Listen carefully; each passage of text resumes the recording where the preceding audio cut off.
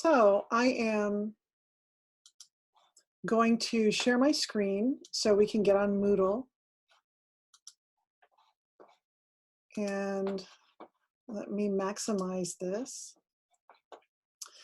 So we are moving into, let me make sure I'm in the right course because yeah, I'm in the right course. I have two hybrid sections, so I want to make sure I'm in yours. Okay. So starting this week, we're going to talk about conceptualizing policy questions. We last week talked about HBSE questions, and a few people submitted their questions. You still have until tomorrow, and honestly, I'll be looking at stuff all week. It's spring break for Stanislaus, but I had, well, I'm at home, so I've got nothing else to do because I can't go where I was going to go for spring break, so I'll be reading your questions. So policy questions are based on a couple of components: looking at social justice issues in social work, looking at historical services and policies for social work, and then looking at actual legislation and policy and analyzing those policies. Now, I believe you had your policy course fairly recently. Was it in the fall, your advanced policy course? We just had it with Jane. Okay, so you've just completed a policy analysis. And what I recommend that you do is you go back and look at that paper, because you're going to be using a policy analysis framework to talk about a policy issue or legislative issue. That's one of your choices. Your other choice is to review the literature and history of a particular stream of policy over time and talk about that as it relates to your focus topic. So what I'm going to do is click this first document to go over the overview for policy questions. So in your two policy courses you've taken during being in the social work course, you looked at social justice and you looked at a little bit of social work history in the first one. And the second one, you looked at social welfare policy and social work policy. And the historic development of social work policy across the decades has been a little bit in both of those classes. So there are a couple of choices that you can do for writing your policy test, policy question.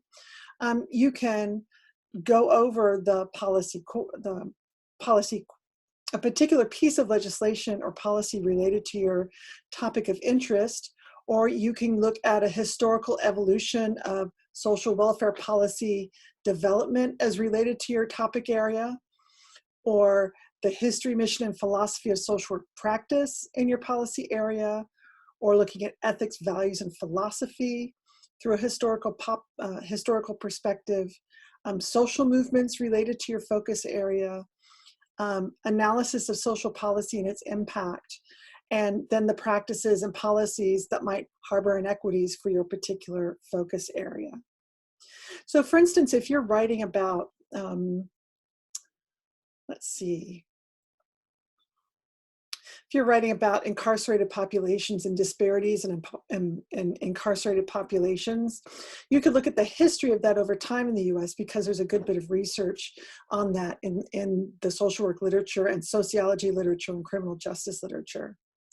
If you want to look at a specific policy related to an area of focus, for instance, the Mental Health Services Act and how well it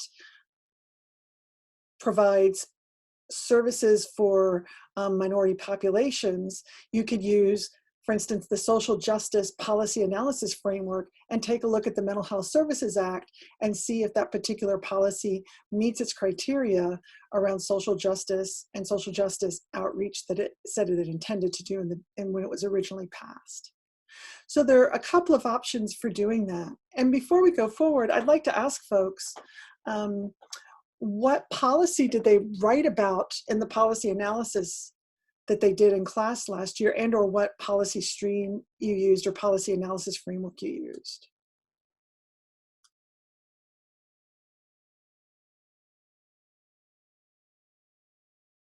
I have to double check on the exact name of the policy, but I did use the social justice framework to see how effective it was for that population based on the different criteria and the definition for each section, but I'm totally blanking on the name of the specific policy. That's okay. That's okay. But you were clear you used the social justice policy framework analysis. Okay. What about some other folks? Do you remember the analysis method you used, if not the policy or legislation you looked at?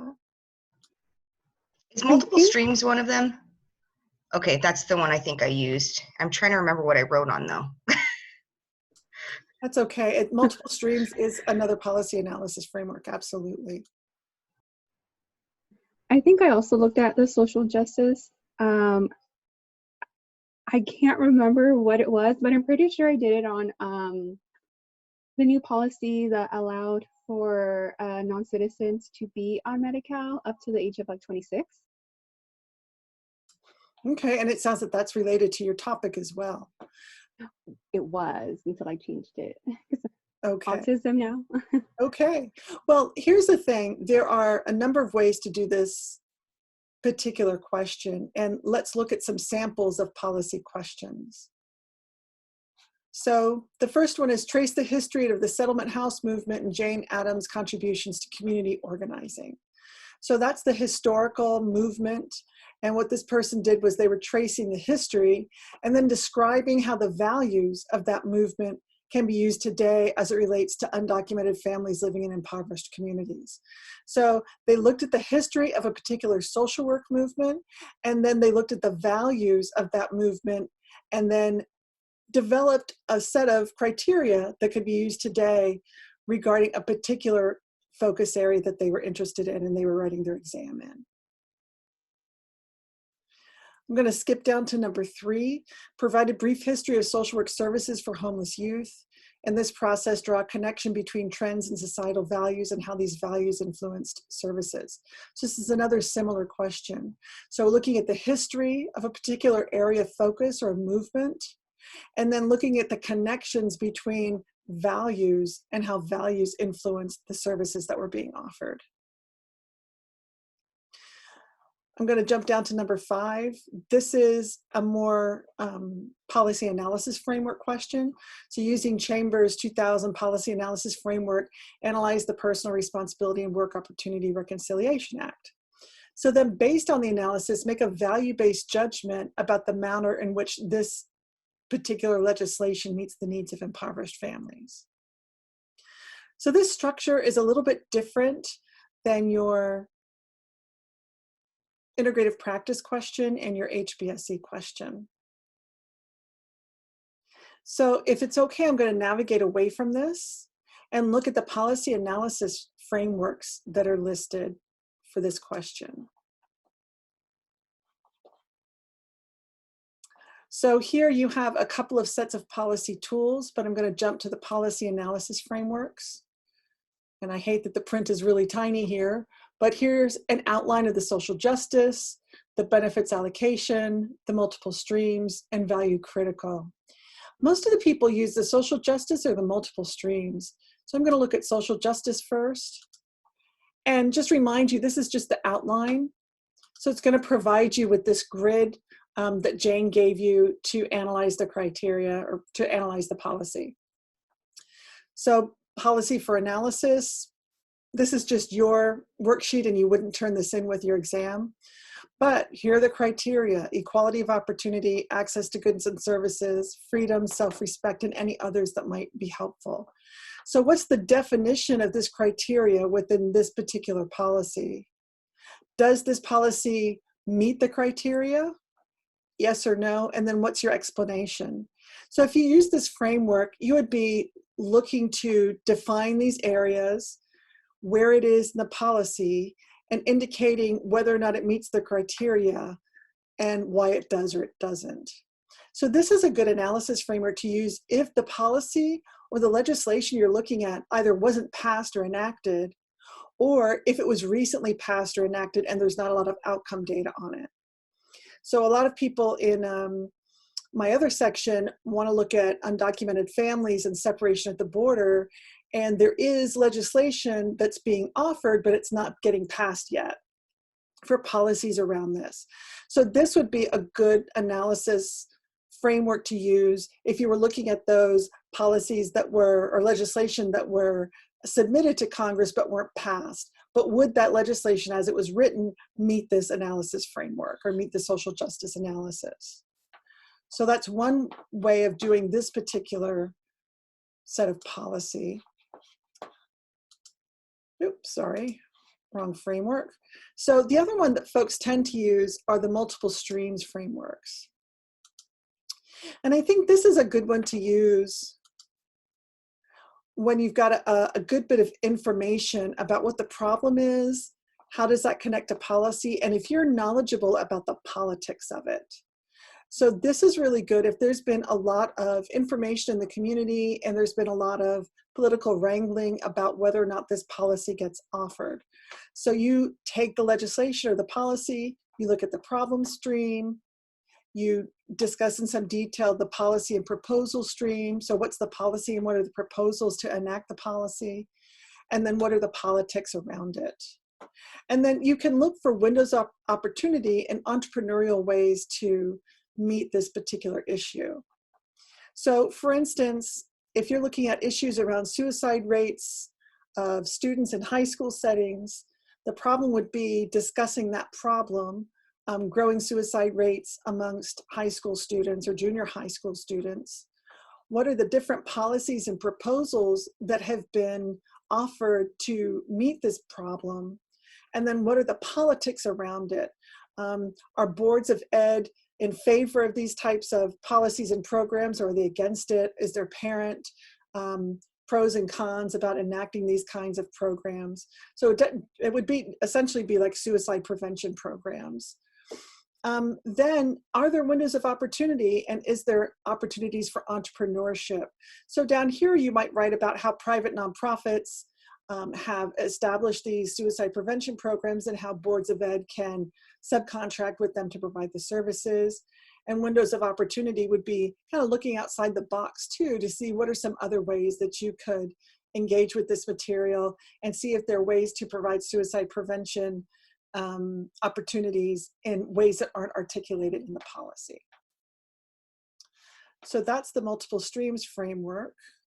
And I think this is going to pop me out of Moodle again. Sorry. Let me close that page too. Another one that folks use is benefits allocations framework. And I'm going to open this one. And this one is good if there's outcome data from your particular policy. So you would talk about what the current policy is and look at who benefits, what provisions are offered, how is the policy delivered, and how is it being financed.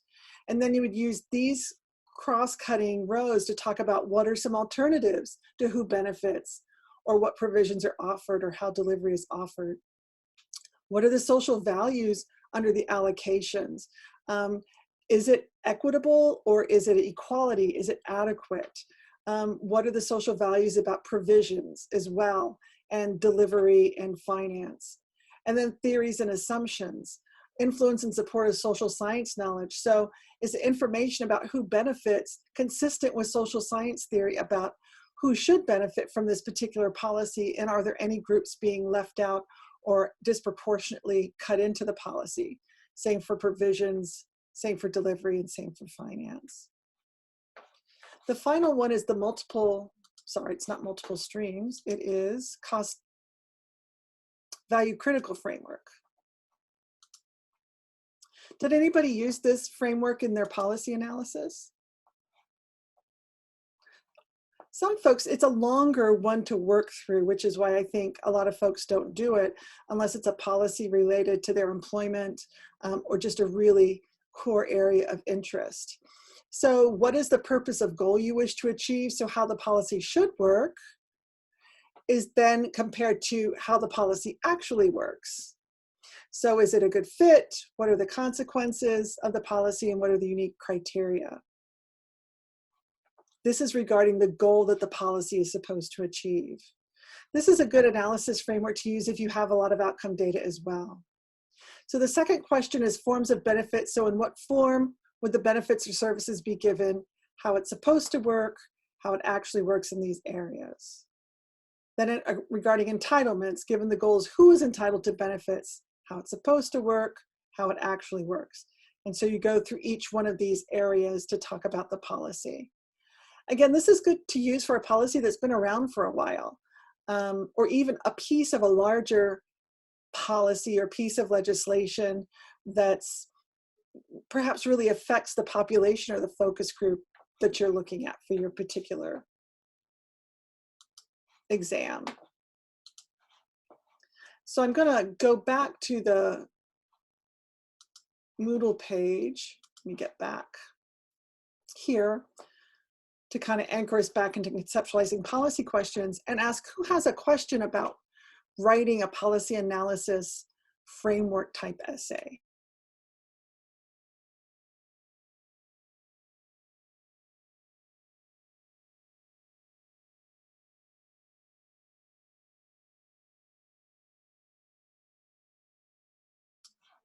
So what I would say in general about this is if you wrote a policy analysis on your focus area, you can't just substitute that essay into your exam essay.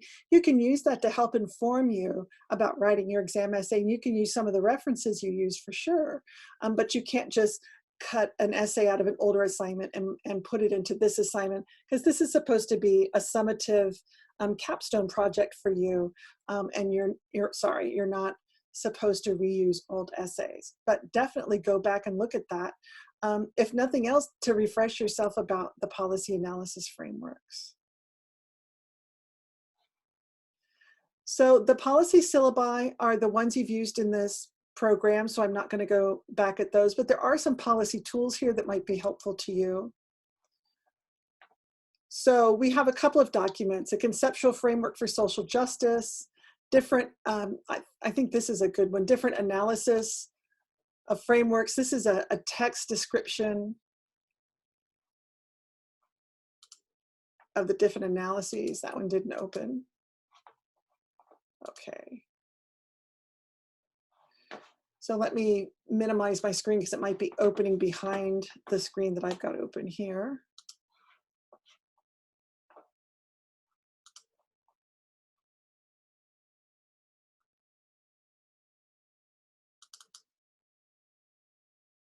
There we go. Oh, this one is the PowerPoint. This is a good PowerPoint from, I think, from your second policy course. So this is from the course that really talks about how to talk about refining problem statements around developing an essay question on a social justice issue or any of the other policy analysis frameworks. So that's a useful document there. So that is, sorry, the analysis frameworks. It's a PowerPoint, but it's in a PDF format right now. I want to look at the policy analysis models. This is the text version that I was looking for. So this is a text description of the policy analysis frameworks and ways to help you conceptualize these different ways of looking at policy analysis. So that's a text-based doc, and it was in the policy tools section in the Moodle page for policy questions. And then there's a historical timeline of social work. So that's also helpful to use, and that came from your first policy class. And then a couple of documents about social justice. So I wanted to point those out as well. So before we go back to looking at policy analysis questions, what questions do you have about how to frame your essay question for your exam regarding policy? We can certainly crowdsource some of your questions at this point, and I'll open a Word document so that we can do that.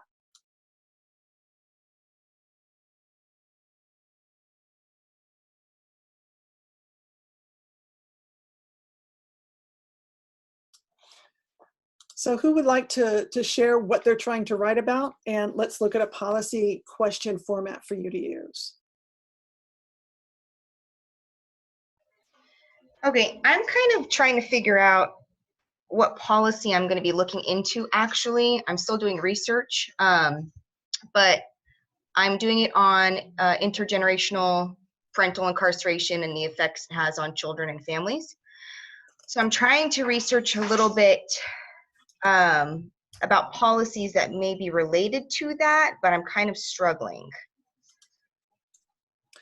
Yeah. Are there any state level policies that might talk about child welfare issues around children of parents who are incarcerated? That's why I started researching a little bit today, but I really haven't dug in too much on it. But that's the direction I was going to try and go in. Okay. I'm going to open another link, and I'm just going to start Googling. Okay. Have you done that yet? Yeah, a little bit, but it's a little overwhelming trying to hone in on a specific policy. So you've got a paper here. Have you seen this paper? No. So I'm going to click on that.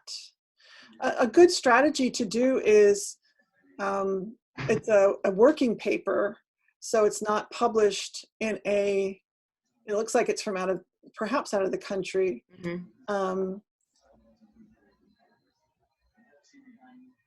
No, it's for the US, okay. One of the things, you could still use this indicating that it's a working paper. Okay. One of the reasons I go back to scholarly research is sometimes you will see policy cited. Okay. And that's what I should look for then. Yeah. Okay. So I got that by Googling intergenerational parental incarceration effects on children. Okay. Now I'm going to add policy and see what I get.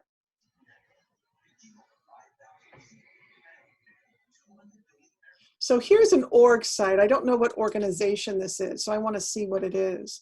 So this is the National Council on Family Relations. So I would look up find the about part about this organization and see what their issues are that they focus on. So it looks like it might be a research organization around this issue. Right. So this is a policy brief.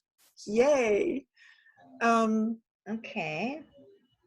You might not find a general article. You might find one on incarcerated mothers.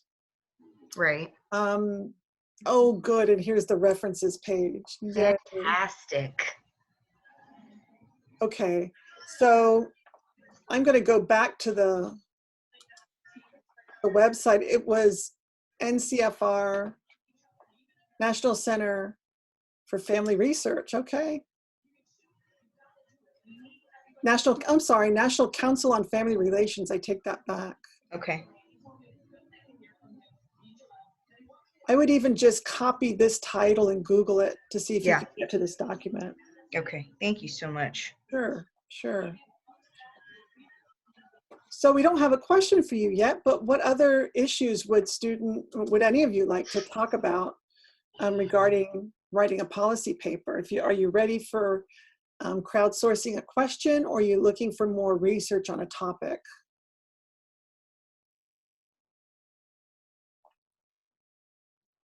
So for me, I was thinking of something about doing a policy of the history of the Mental Health Services Act.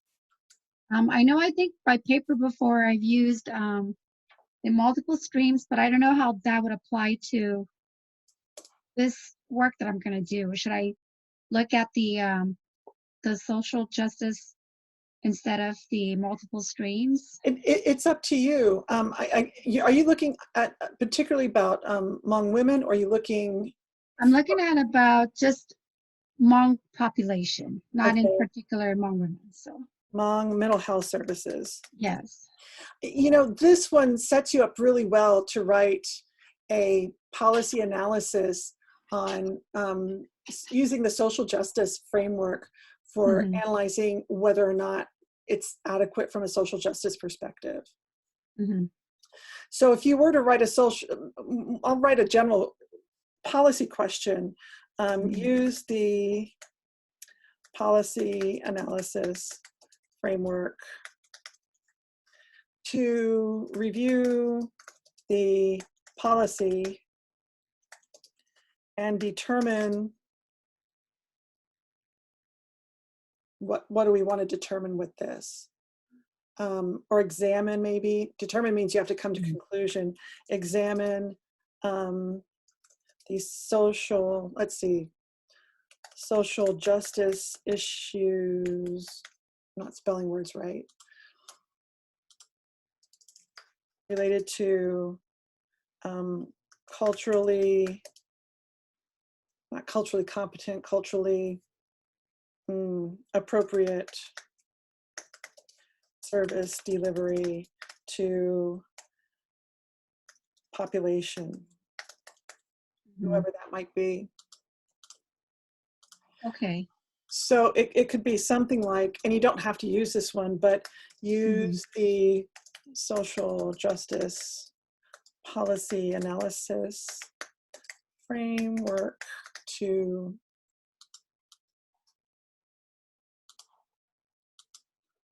review Got it. the, and you would spell it out, Mental Health Services Act. Was it 2004 or 2005? I think it's 2004. think 4. And examine social justice issues, or you could also say effectiveness, or adequacy, or access, because these are all going to be social justice related issues. To culturally appropriate service delivery for the Hmong population. Okay. Thank you. So this is just a way to frame your policy question if you're going to use a policy analysis. So you use the policy analysis framework to review a specific policy or piece of legislation and examine whatever it is that you want to examine with your focus group and your population. So it might be, is it funding? Is there funding related to your population? Or does the policy do what it was meant to do when it was originally written? Or some folks are saying, and explore the barriers that this policy creates for certain subpopulations. That there's a lot of folks writing about that in services to emancipated minors, to AB-12 folks, and to undocumented families. So you can massage it a little bit, but you've got to get the policy in there, the name of the policy in there, and the name of the social justice framework that you're using. Okay. Thank you. Sure. Is anybody considering looking at the history of an issue?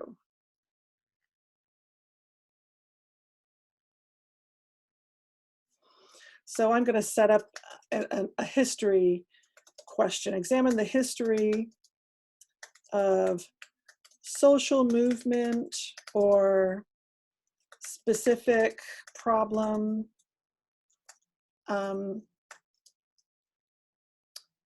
Let's see. Here's what I'm gonna write it. I'm gonna write a specific question that I don't think anybody here is writing about. Examine the history of use of a migrant workforce, in the Central Valley for the past 120 years, because there's a clear history of this. And I would even say of a migrant Mexican workforce, because there's been a number of different ethnicities doing migrant work in the Central Valley over this period of time. But you might narrow it down to a migrant Mexican workforce, or even if you wanted to go back to the Bracero program, that would be about 70 years ago.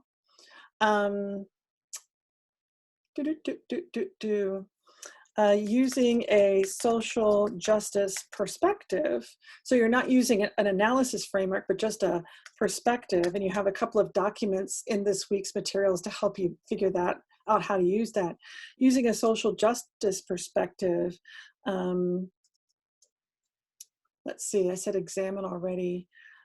Explore the cycle of migration and deportation and the values associated with, I'm going to say, societal values.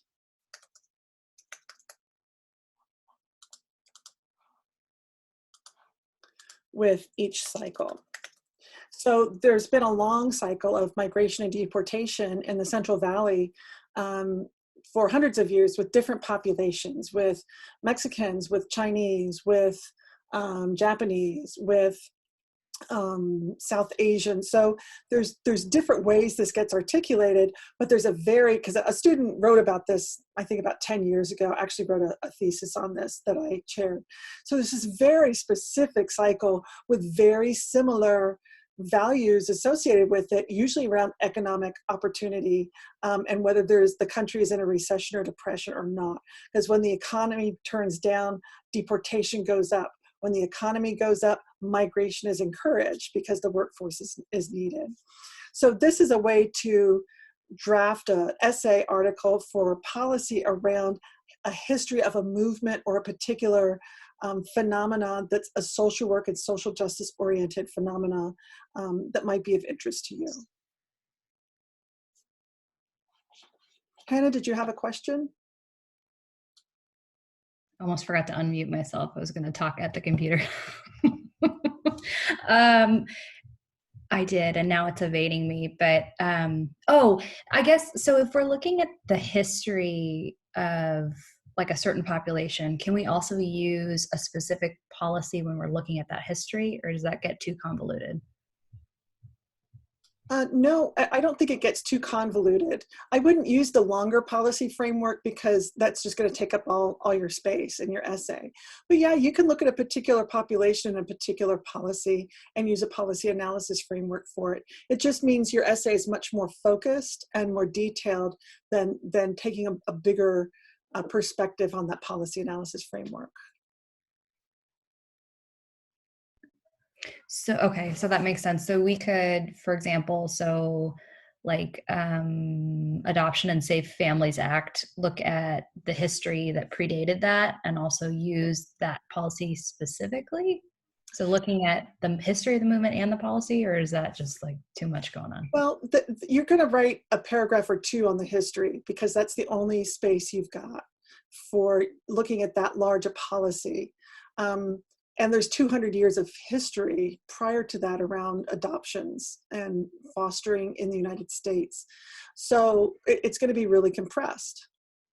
The thing that's useful is looking at social work history timelines for that kind of thing to get you right to the 4 or 5 most important dates around the history of that particular topic. Because you're going to need to write very tight paragraphs to get that history in. But then that serves as the introduction to your paper or to that particular essay.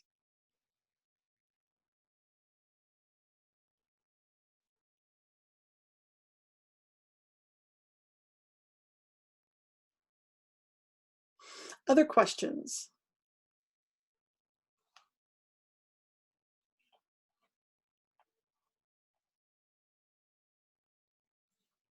Does anybody else have a particular question particular to your topic that you want us to talk about here?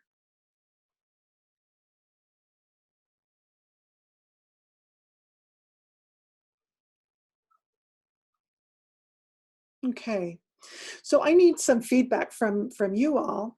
I need to figure out how to give you more consultation time.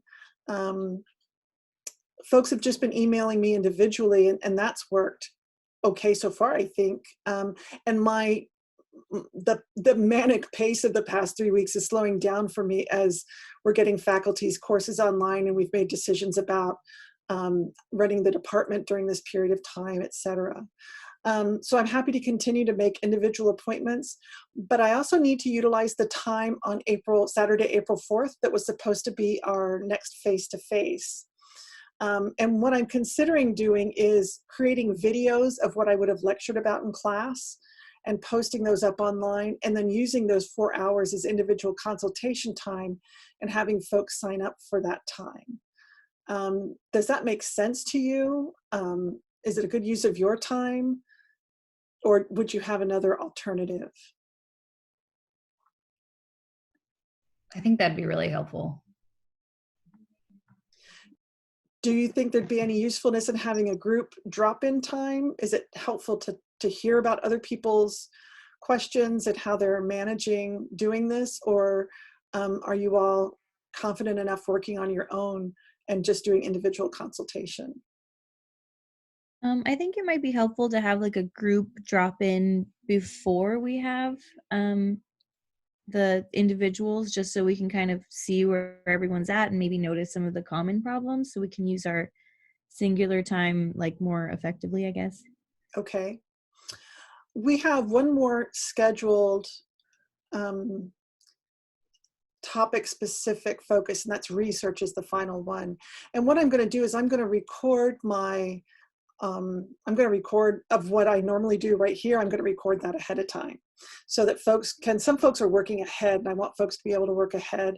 I'm also doing this for contingency planning because I could get sick at any point in time. And even though the faculty who are teaching exam are working together, and we're doing this across all of our courses to make sure we have continuity and planning in case one of us gets sick. If I record stuff ahead of time, folks can still access that and if that came up. So maybe I'll use more of the time the next time we come together for the research question to have more of the question time and ask folks to look at the video ahead of time. That was my long answer to that simple conclusion. So I will go ahead and do that. Again, I've been recording this today, so I'm going to post this on the website as well as posting these questions that we've put together today. And I am going to be off email for 3 days. I haven't had a day off in the last about 4 weeks now, so I'm going to take 3 days off, and I'll announce that as well. But after that, I'll be back on email and back up and working, and can answer any questions you might have. So any last questions before we sign off for today? Our questions, even if we submit them by Monday at 9 a.m., you won't be Mary, online to read them. There Yes? you go. Could you say that again? Because I couldn't hear at the beginning. Oh, yes. So does that mean that even though our questions are due on Monday by 9 a.m., you won't be available to read them until later on? No, I'm going to read those and give feedback, but I'm not going on email. I'm trying to get off of email for a while. So I will read those questions tomorrow morning. Yep. Thank you. Okay. Well, I'm going to stop sharing so we can see each other in this format. And I hope you all have a good week. Feel free to email me. I'll answer my emails when I'm back online on Thursday. And I am going to read your questions and respond to anybody who sent me questions by tomorrow morning. Thank you. All righty. Take care. Thank you. Bye-bye. Thank you. Bye.